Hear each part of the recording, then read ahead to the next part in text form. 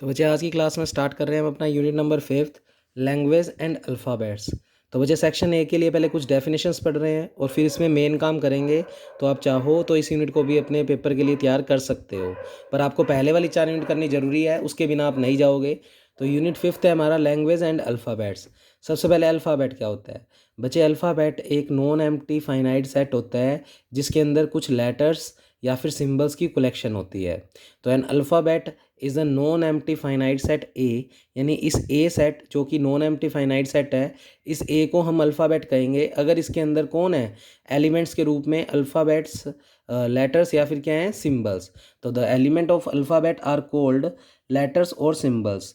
जो इस अल्फ़ाबेट के अंदर एलिमेंट्स होंगे उनको क्या कहेंगे हम, लेटर्स और सिंबल्स। यानी अल्फ़ाबेट एक नॉन एम्प्टी फाइनाइट सेट होता है जिसके अंदर जो एलिमेंट्स होते हैं वो लेटर या सिंबल्स के रूप में होते हैं। तो अल्फ़ाबेट्स के एलिमेंट्स को क्या कहते हैं, लेटर्स या सिंबल। तो एग्जांपल के तौर पे ए नाम से हमने कोई अल्फ़ाबेट लिया और उसमें जो एलिमेंट्स हैं उनको हम बोलेंगे लेटर्स या फिर सिंबल्स। फिर स्ट्रिंग क्या होगी बच्चे? हमने एक अल्फ़ाबेट लिया और इसके अंदर ये जो एलिमेंट्स हैं इनसे कुछ वर्ड्स बनाए, कुछ सीक्वेंस बनाए, उन सीक्वेंस को हम क्या कहेंगे, स्ट्रिंग। तो जैसे मैंने मान लो ये अल्फ़ाबेट ए और बी लिया, इसमें अपनी मर्जी से कुछ सीक्वेंस बनाए, एक कैपिटल यू नाम से ए को 2 बार ले लिया, बी को 2 बार ले लिया, ऐसे वी लिया, ए 2 बार, बी ए, कुछ भी, डब्ल्यू बराबर ए बी 3 बार, ए को फिर 2 बार। तो ये सारी चीज़ें यू वी डब्ल्यू क्या कहलाएंगी, स्ट्रिंग। तो जो हम अल्फ़ाबेट्स होते हैं उसके अंदर जो लेटर्स होते हैं उनको अगर एक सीक्वेंस में अरेंज करें, किसी सीक्वेंस रूप में लिखें, तो वो चीज़ें क्या कहलाएंगी, स्ट्रिंग। अब इन स्ट्रिंग की अगर लेंथ निकालनी है तो जैसे यू स्ट्रिंग की लेंथ निकालनी है तो उसको यू मोड से रिप्रेजेंट करेंगे। और मतलब क्या होता है, नंबर ऑफ लेटर्स। ए 2 बार आ रहा है, बी 2 बार आ रहे हैं, टोटल 4 लेटर्स आ रहे हैं, तो यू का मोड कितना हो गया, 4। ऐसे वी के मोड की बात करें तो बच्चे वी में भी 4 लेटर हैं तो 4। डब्ल्यू में टोटल 2 और 3 5 और 2 7 हैं तो डब्ल्यू की लेंथ हो गई 7।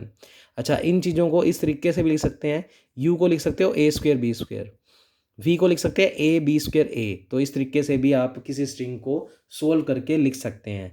फिर लेंथ ऑफ स्ट्रिंग मैंने आपको बता ही दिया, number of letters in the string is called length of string.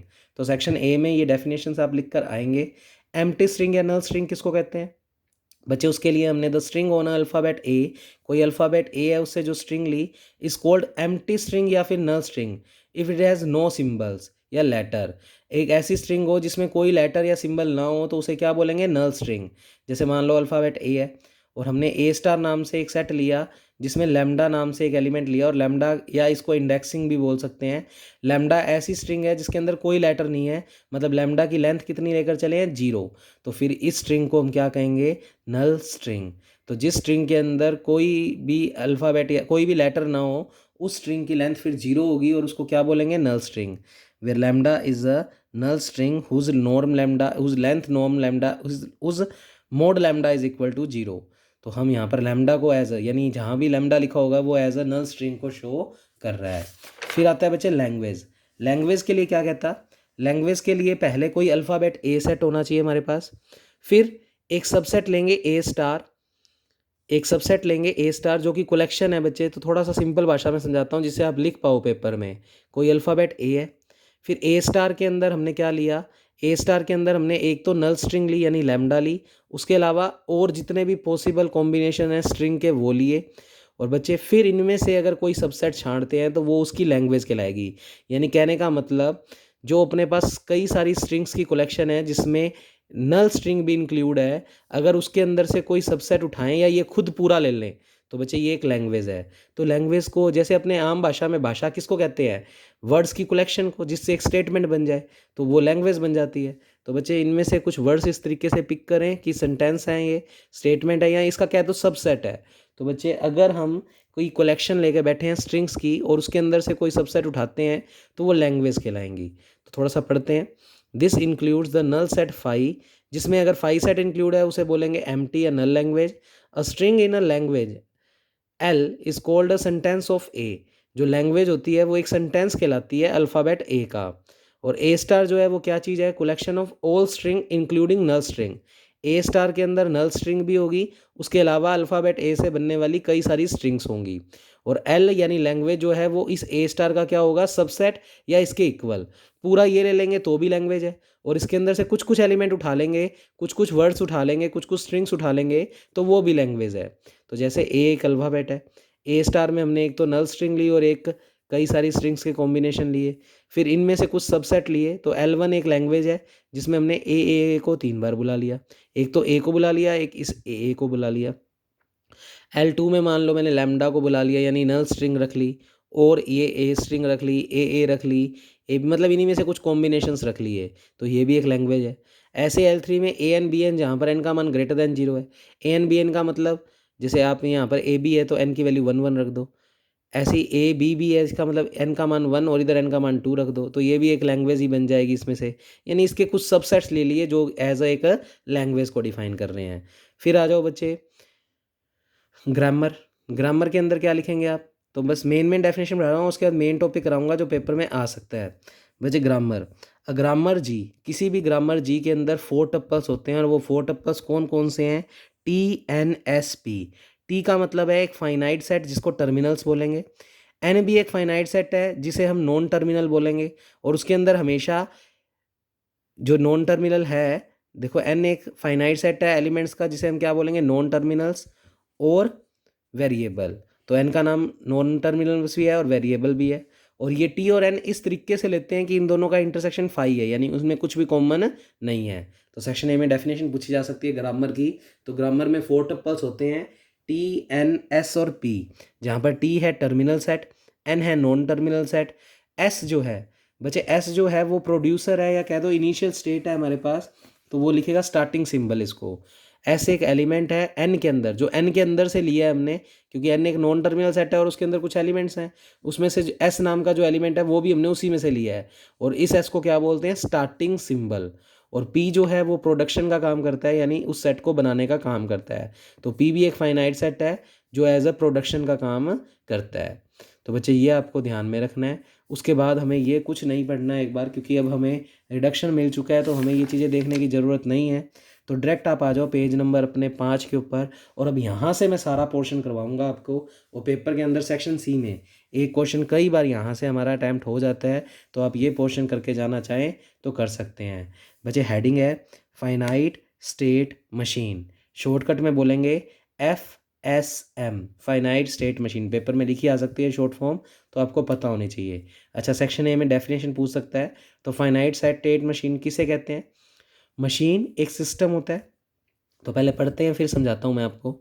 A machine is a system in which takes input, जो कि इनपुट लेता है और आउटपुट देता है। तो मशीन एक सिस्टम की तरह काम करता है जो इनपुट लेता है और रिजल्ट में हमें क्या देता है, output. And have some sort of internal memory, और मशीन के अंदर मेमोरी होती है जिसमें कुछ इनपुट्स के प्रीवियस ट्रैक या उससे रिलेटेड बातें या इन्फॉर्मेशन स्टोर रहती हैं। तो वो तो आपको पता ही है, जैसे कंप्यूटर है वो भी एक मशीन है, एक स्टोरेज डिवाइस होता है ना उसमें, हार्ड डिस्क, जिसमें हमारे सारे इनपुट्स के रिलेटेड कुछ काम और ऑलरेडी स्टोर होते हैं, और फिर हम जो इनपुट देते हैं वो कंप्यूटर हमें उनके आउटपुट भी देता है। तो फाइनाइट स्टेट मशीन क्या होती है, एक सिस्टम होता है जिसको हम इनपुट देते हैं और रिजल्ट में हमें आउटपुट मिलता है।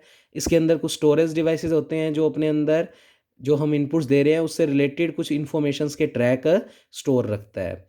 If the number of state is finite, अगर हमारे पास जो स्टेजेस होंगी या स्टोरेज डिवाइसेस होंगे कह सकते हैं हम, वो फाइनाइट है, तो उसे क्या बोलते हैं, फाइनाइट स्टेट मशीन। यानी नंबर ऑफ स्टेट अगर फाइनाइट है तो इस मशीन को क्या कहेंगे, फाइनाइट स्टेट मशीन। किसी भी फाइनाइट स्टेट मशीन में 6 पार्ट्स होते हैं, तो आप ये लिख कर आओगे सेक्शन ए में पूरा। A finite machine consist of 6 parts, कितने पार्ट्स होते हैं, 6 पार्ट्स। वो 6 पार्ट्स कौन कौन से होते हैं, सबसे पहले आई नाम से इनपुट्स की कलेक्शन, तो I1 I2 up to and so on. तो आई एक इनपुट्स के सेट्स की कलेक्शन है। तो बच्चे लिखा हमने is a finite set of input alphabets, ये इनपुट अल्फ़ाबेट्स की कलेक्शन है, यानी कुछ फाइनाइट इनपुट होंगे, 10 दे देंगे, 15 दे देंगे, गिन पाएंगे। एस जो है वो स्टेट्स हैं, वो भी फाइनाइट हैं, तो S0 S1 S2 up to SN, ये टोटल फाइनाइट स्टेट्स हैं, इसलिए हम इसको क्या बोल रहे हैं, फाइनाइट स्टेट मशीन। और एक्चुअल में ये जो स्टेट्स हैं वो क्या हैं, internal states of machine, machine की इंटरनल की स्टेट्स हैं जहाँ पर अपने इनपुट स्टोर होंगे, स्टोरेज डिवाइसेस कह सकते हो। तो ये फाइनाइट है, इसलिए हम फाइनाइट स्टेट मशीन की बात कर रहे हैं। तो आई नाम का एक इनपुट कंपोनेंट हो गया, एस नाम का स्टोरेज डिवाइस हो गया, तो बच्चे दो कंपोनेंट हो गए, ऐसे चार कंपोनेंट और हैं। तो तीसरा कंपोनेंट जो होता है मशीन के अंदर वो होती है इनिशियल स्टेट। तो S0 को हम बोलते हैं इनिशियल स्टेट ऑफ मशीन, जहाँ से हमने मशीन को स्टार्ट करना या रन करना शुरू किया है। तो S0 हमेशा मशीन की क्या कहलाएगी बच्चे, इनिशियल स्टेट। फोर्थ नंबर पे है आउटपुट। तो आउटपुट की collection O1 O2 up to ON is a finite set of output alphabets. तो जो इनपुट दिए हैं उसके कोरस्पॉन्डिंग हमें आउटपुट मिलेंगे।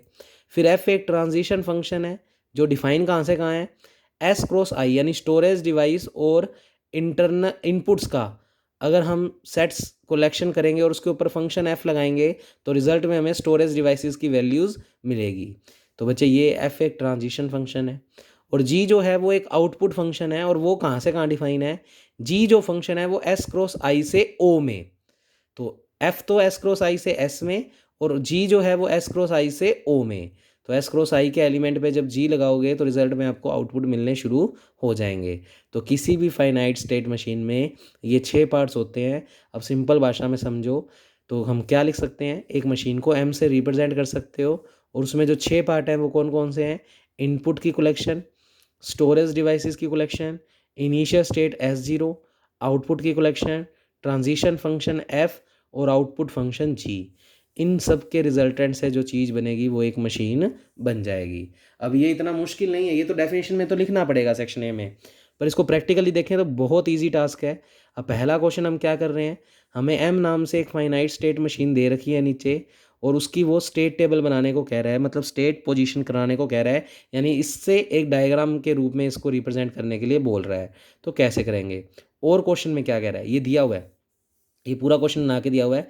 एफ इनपुट्स हैं जिसमें दो इनपुट है ए और बी, जी एज आउटपुट का काम कर रहा है जिसमें इस ए बी इनपुट के कोरस्पॉन्डिंग हमें ये आउटपुट्स मिल रहे हैं। ये स्टेट्स दी हुई हैं यानी स्टोरेज डिवाइसेस दे रखी हैं। S0 हमारी इनिशियल स्टेट है। अब वो ये मशीन देकर हमें कह रहा है इसका स्टेट डायग्राम बनाओ, उसके अलावा फाइंड इनपुट सेट, इस वाले टेबल को देखते हुए input set I find out करो, state set S find out करो, output set O find out करो, इनिशियल स्टेट ऑफ मशीन बताओ कहाँ से स्टार्ट हो रही है, और draw state diagram of M, इस एम मशीन का स्टेट डायग्राम भी बनाओ, यानी ये वाला डायग्राम बनाना है। अब कैसे बनाना है वो हम सीखते हैं एक वाइट पेज पे, पर उससे पहले इसका पहला पार्ट हम लिख देते हैं। इसको देखते हुए हमें इनपुट सेट बताना है। आई में हमने क्या क्या इनपुट दिया है, ए और बी, तो बचे आई सेट में ए और बी इनपुट आ गया। फिर state set S, S set में कौन कौन सी स्टेट्स हैं, S0 S1 S2 S3, तो हम कहेंगे फाइनाइट सेट एस जो है वो कौन कौन है, S0 S1 S2 और S3। फिर हमसे पूछा गया आउटपुट सेट, बच्चे आउटपुट वाला ये है, तो ए बी इनपुट के कोरस्पॉन्डिंग हमें जो आउटपुट मिल रहे हैं वो एक्स वाई टाइप के मिल रहे हैं। तो आउटपुट सेट में जो एलिमेंट आएंगे वो कौन कौन आएंगे, एक्स और वाई, क्योंकि रिजल्ट में एक्स वाई की फॉर्म है। फिर इनिशियल स्टेट, ये मशीन स्टार्ट कहाँ से हो रही है, पहला सिंबल क्या दिया हुआ है, S0, तो S0 हमारा क्या हो गया, इनिशियल स्टेट। तो पहला क्वेश्चन तो खत्म हो गया। दूसरा उसने पूछा है ड्रा स्टेट डायग्राम। अब स्टेट डायग्राम मैं यहाँ ना करके तुम्हें बना के दिखाता हूँ जिससे तुम्हें बात समझ आए। देखो वैसे तो टोटल 4 स्टेट है तो कैसे मर्जी लिख सकते हो S0 S1 S2 S3, पर हमने देखा कि S0 किस किस से मैपिंग कर रहा है, S1 और S2, तो कोशिश करो कि S0 के साथ S1 और S2 को पास पास में रखो। तो मैं एक वाइट पेज पे समझाता हूँ कि इसका आगे स्टेट डायग्राम कैसे बनाते हैं। तो टोटल 4 स्टेट्स हैं, S0 S1 S2 S3, मर्जी है कैसे मर्जी बना सकते हो, मैंने एक किस्म से ऐसे बना दी। तो मैं नोट्स के अकॉर्डिंग थोड़ा सा बता रहा हूँ। तो S0, क्योंकि मैंने पहली रो देखी है कि S0 के पास ही S1 रखना है और S2 रखना है, तो मैंने पास पास रख दिए, और S3 थोड़ा दूर रख दिया। तो ये 4 स्टेट्स ही चारों बना लोगे इस तरीके से। S0 को A इनपुट देने पर S1 मिल रहा है, तो S0 को A इनपुट देने पर S1 मिल रहा है, तो S0 को एरो बताना जरूरी है कि S0 से कहाँ पर जा रहे हैं, S1 पर, और कब जा रहे हैं, जब हम उसको क्या दे रहे हैं, A इनपुट। कोमा लगाकर लिखोगे आउटपुट। बचे ए के कोरस्पॉन्डिंग S1 पे आउटपुट क्या आ रहा है, तो बचे S0 को ए पे पहुंचाया तो हमें S1 मिला, और उस ए के कोरस्पॉन्डिंग आउटपुट कितना आ रहा है, X। तो ए के कोरस्पॉन्डिंग आउटपुट क्या आ रहा है, X, यानी कोमा से पहले वाली वैल्यू इनपुट को और कोमा के बाद वाली वैल्यू आउटपुट को बताती है। तो बच्चे टेबल्स को देखते देखते सारा डायग्राम प्लॉट करते हैं। तो बच्चे देखो ध्यान से, फिर देखें ध्यान से, S0 को B इनपुट देने पर S2 पे पहुंचा रहा है, तो S0 को B इनपुट दो और S2 पे पहुंच जाओ। तो S0 को B इनपुट दो, सीधी लाइनें लगानी है, ये थोड़ा सा ऐसे हिल रहा है मेरे से। S0 को B इनपुट दो और S2 पे पहुंच जाओ।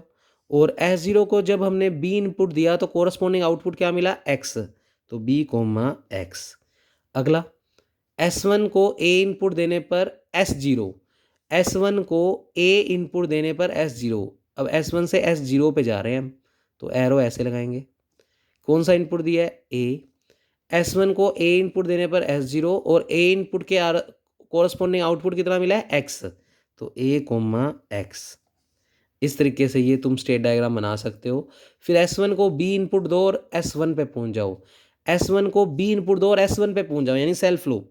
S1 को B इनपुट दिया और S1 पे ही पहुंच गए।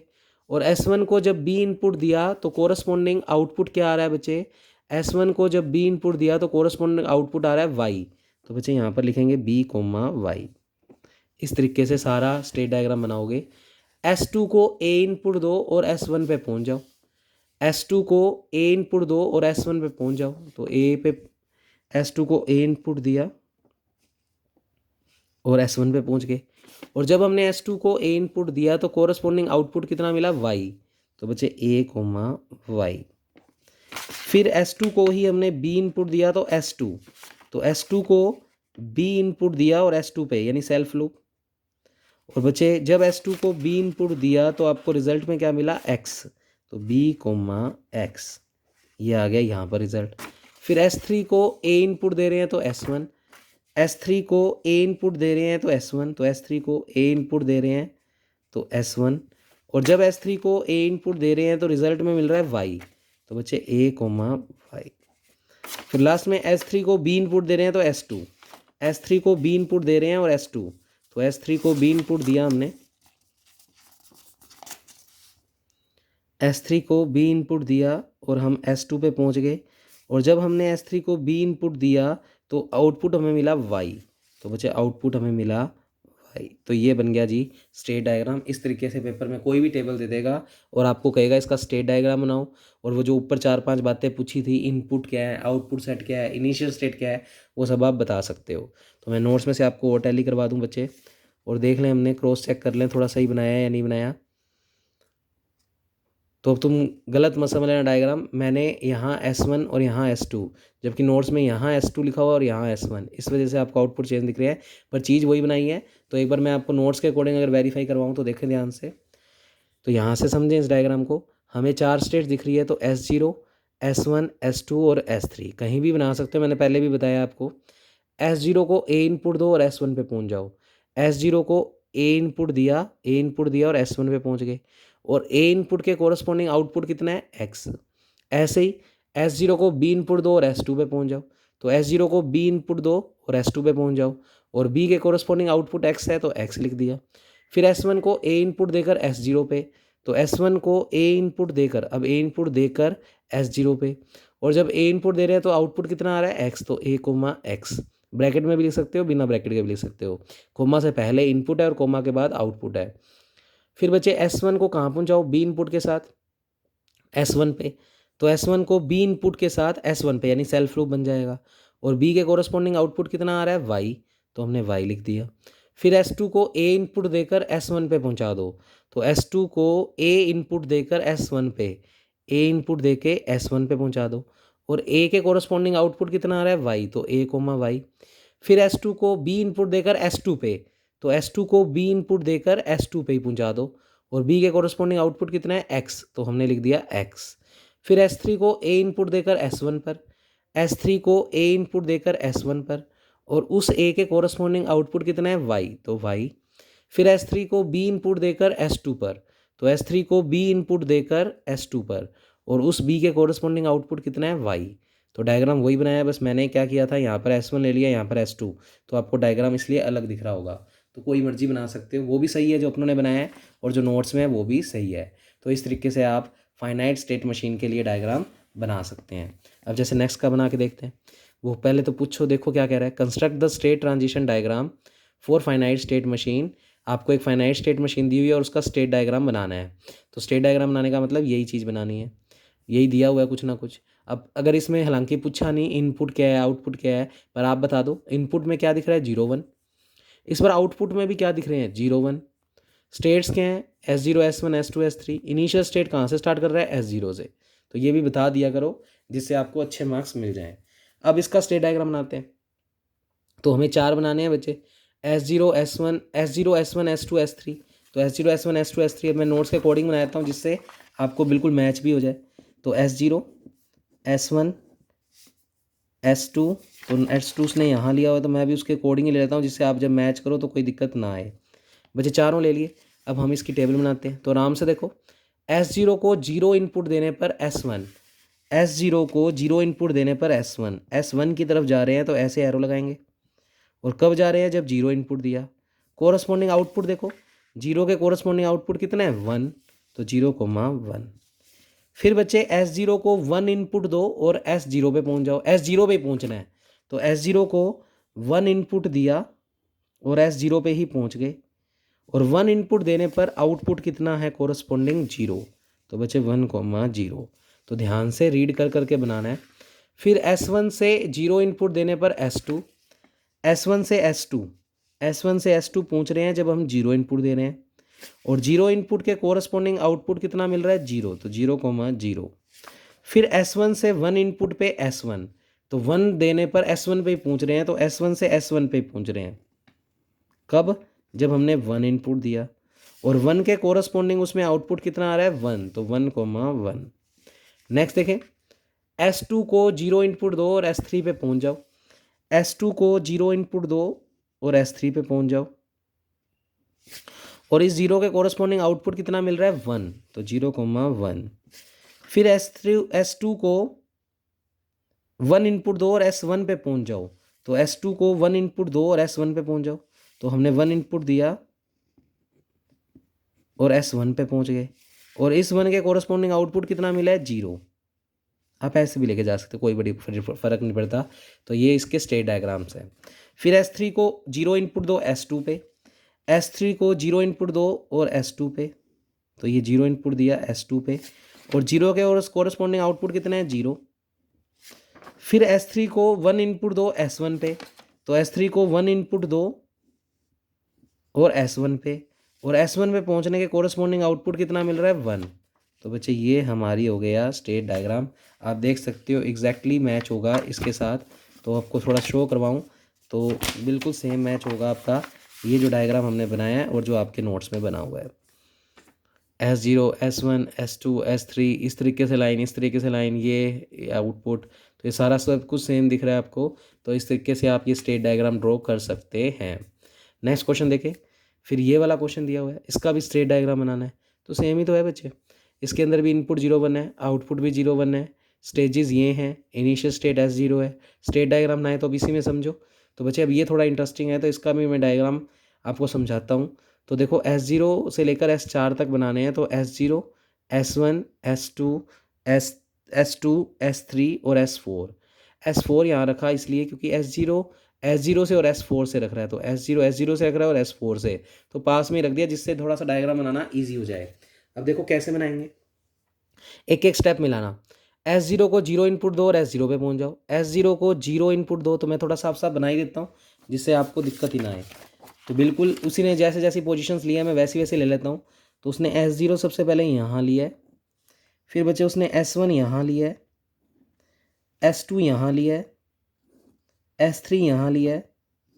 कोई क्रम में नहीं लिखने की जरूरत, ना ही ऐसे स्क्वायर की फॉर्म में, कहीं मर्जी आगे पीछे लिख सकते हो। और S4 उसने यहाँ लिया है। तो बच्चे हम टेबल को पढ़ते हैं और बनाते हैं। तो अब आप इस डायग्राम को मत देखना, मैं जैसे बनवा रहा हूँ वैसे देखो, आराम से समझ आ जाएंगी फिर ये बातें।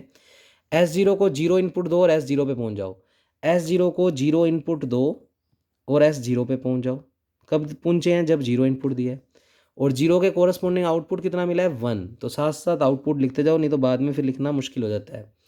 फिर S0 को 1 इनपुट दो और S4 पे पहुँच जाओ। S0 को 1 इनपुट दो और S4 पे पहुँच जाओ। और 1 के कोरस्पॉन्डिंग आउटपुट कितना मिला है, 0। तो 1 के कोरस्पॉन्डिंग आउटपुट मिला है 0। नेक्स्ट, S1 को 0 इनपुट दो और S0 पे पहुँच जाओ। S1 को 0 इनपुट दो, S1 को 0 इनपुट दो और S0 पे पहुँच जाओ। जहाँ पहुँचते हैं उस तरफ एरो लगाते हैं। तो 0, और 0 इनपुट देने पर आउटपुट कितना मिल रहा है, 0। तो ये मिल गया 0 ही आउटपुट। फिर S1 को 1 इनपुट दो और S3 पे पहुँच जाओ। S1 को 1 इनपुट दो और S3 पे पहुंच जाओ। तो ये हमने 1 इनपुट दिया और S3 पे पहुंच गए। 1 के कोरस्पॉन्डिंग आउटपुट कितना है 1, तो ये लिख दिया। फिर S2 को 0 इनपुट दो और S0 पे पहुंच जाओ। S2 को 0 इनपुट दो और S0 पे पहुंच जाओ। तो S2 से आप 0 इनपुट देकर S0 पे पहुंच जाओ और 0 के कोरस्पॉन्डिंग आउटपुट कितना दिया आपने 0, तो ये आ गया 0, तो 0,0। फिर बच्चे S2 को 1 इनपुट दो और S2 पे पहुंच जाओ। S2 को 1 इनपुट दो और S1 पे पहुंच जाओ, S2 पे पहुंच जाओ और इस 1 के कोरस्पॉन्डिंग आउटपुट कितना दे रहे हैं हम 0, तो 1,0। फिर बच्चे नेक्स्ट S3 को 0 इनपुट दो और S1 पे पहुंच जाओ। S3 को 0 इनपुट दो और S1 पे पहुंच जाओ। तो S3 से S1 पे पहुंचना है जब उसको 0 इनपुट दे रहे हैं, तो हमने उसको 0 इनपुट दिया और जब 0 इनपुट दिया तो कोरस्पॉन्डिंग हमें 1 मिल रहा है आउटपुट, तो 1 हमने लिखा आउटपुट। तो इस तरीके से डायग्राम बना सकते हो। नेक्स्ट देखें, S3 को 1 आउटपुट दो और S2 पे पहुंच जाओ। S3 को 1 आउटपुट दो और S2 पे पहुंच जाओ। तो ये 1 आउटपुट दिया और S2 पे पहुंच गए और 1 आउटपुट दिया तो हमने कोरस्पॉन्डिंग 1 ही आउटपुट मिला, तो 1,1। फिर लास्ट S4 को 0 इनपुट दो और S1 पे पहुंच जाओ। S4 से हमें S1 पे पहुंचना है, S4 से S1 पे पहुंचना है, तो आप ऐसे बना सकते हो। पहुंच गए और कब पहुंचे हैं जब 0 आउटपुट दिया है, 0 इनपुट दिया और 1 आउटपुट, तो 0 इनपुट और 1 आउटपुट। फिर S4 को 1 इनपुट दो और S0 पे, S4 को 1 इनपुट दो और S0 पे पहुंच जाओ और इसके कोरस्पॉन्डिंग हमें आउटपुट कितना मिला है 0, तो 1,0। तो यही डायग्राम आपको नोट्स में बनाया हुआ मिल जाएगा बच्चे।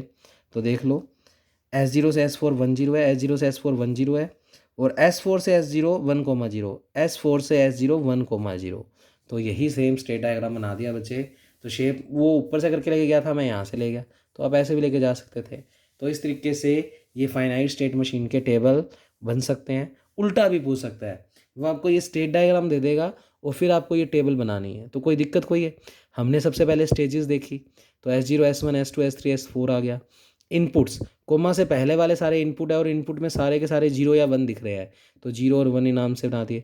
आउटपुट में भी सारे कोमा के बाद वाले 0 1 दिख रहे हैं, तो 0 1 हमने आउटपुट में लिख दिए। फिर देखो S0 से कहाँ कहाँ जा रहा है एरो। S0 से देखो, इसका स्टेट डायग्राम की पहली लाइन बनानी सिखाता हूँ, इस तरीके से पूरा बिल्ड कर सकते हो। आगे हालांकि ये क्वेश्चन भी करवा रहा हूँ। तो देखो S0 से एरो कहाँ कहाँ जा रहा है। S0 से एक तो S0 में ही जा रहा है, तो इसका मतलब, और वो कब जा रहा है जब 0 इनपुट दे रहे हैं और 1 आउटपुट। तो S0 को 0 इनपुट देने पर S0 पे पहुंच रहे हैं, तो S0 को 0 इनपुट देने पर S0 पे पहुंच रहे हैं और उस 0 के कोरस्पॉन्डिंग आउटपुट 1 लिखना है, तो 0 के कोरस्पॉन्डिंग आउटपुट कितना लिखना है 1। ऐसे ही S0 से एरो देखो कहाँ जा रहा है, एक S0 से एरो जा रहा है S4 में, तो S0 को 1 इनपुट देने पर S4 पे, S0 को 1 इनपुट देने पर S4 में और आउटपुट 1 के कोरस्पॉन्डिंग 0, तो 1 के कोरस्पॉन्डिंग 0।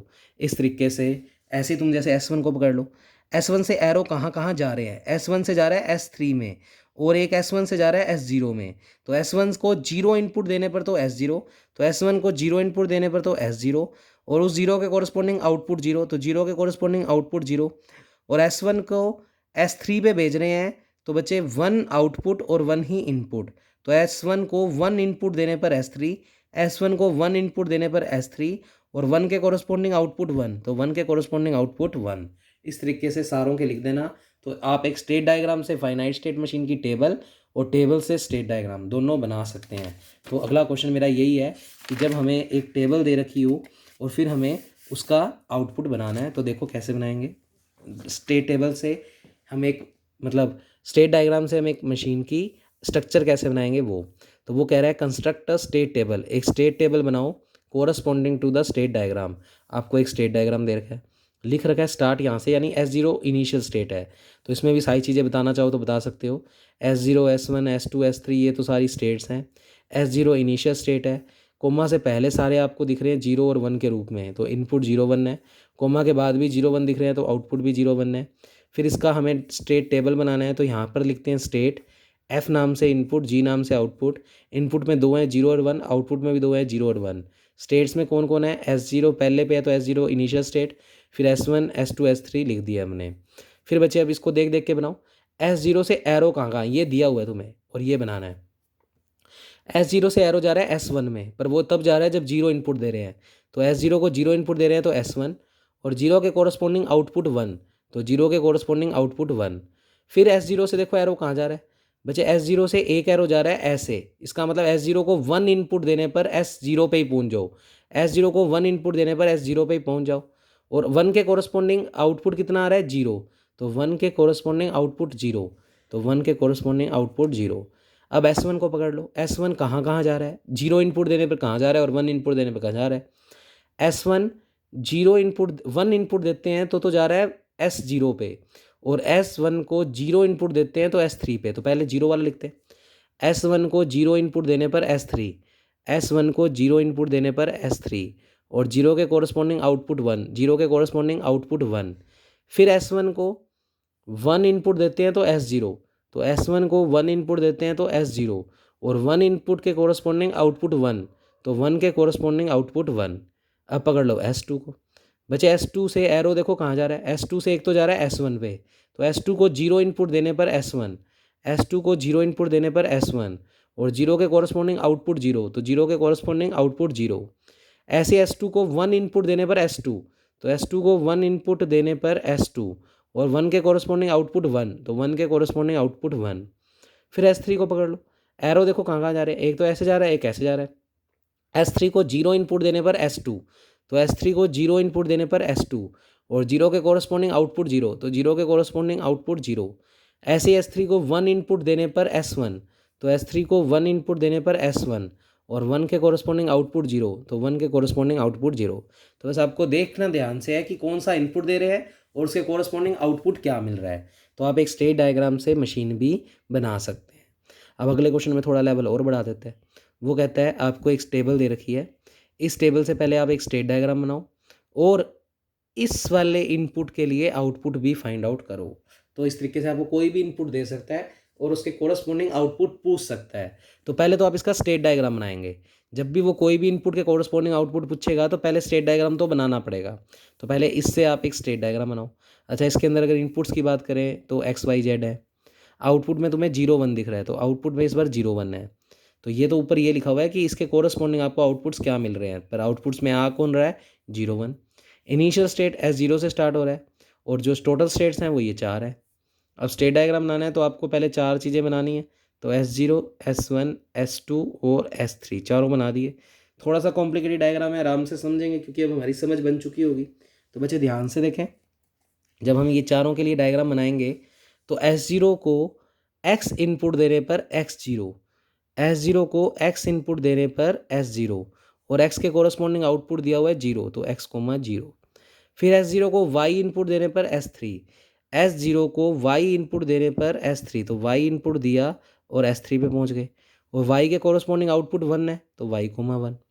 फिर S0 को Z इनपुट देंगे S2, S0 को Z इनपुट देंगे S2, और Z के कोरस्पॉन्डिंग आउटपुट 1 है तो Z 1। तो ये तो हो गए S0 से 3।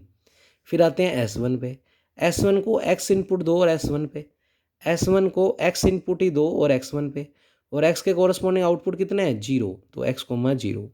अब एक के ऊपर एक से ज़्यादा सेल्फ लूप भी हो सकते हैं। जैसे देखो, S1 को Y इनपुट दिया और S1 पे, तो S1 को Y इनपुट दिया S1 पे ही, और Y के कोरस्पॉन्डिंग आउटपुट 0, तो Y 0।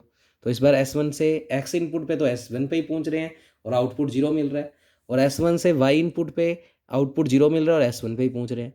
फिर S1 को Z इनपुट देकर S3 पे, तो S1 को Z इनपुट देकर S3 पे, और Z के कोरस्पॉन्डिंग आउटपुट 1, तो Z 1। ऐसे S2 के लिए बनाओ, S2 को X इनपुट दो X1 पे, S1 पे, S2 को X इनपुट दो और S1 पे, और X के कोरस्पॉन्डिंग आउटपुट में कितना है, 1, तो X 1। तो ये लिखा हुआ है बच्चे X 1।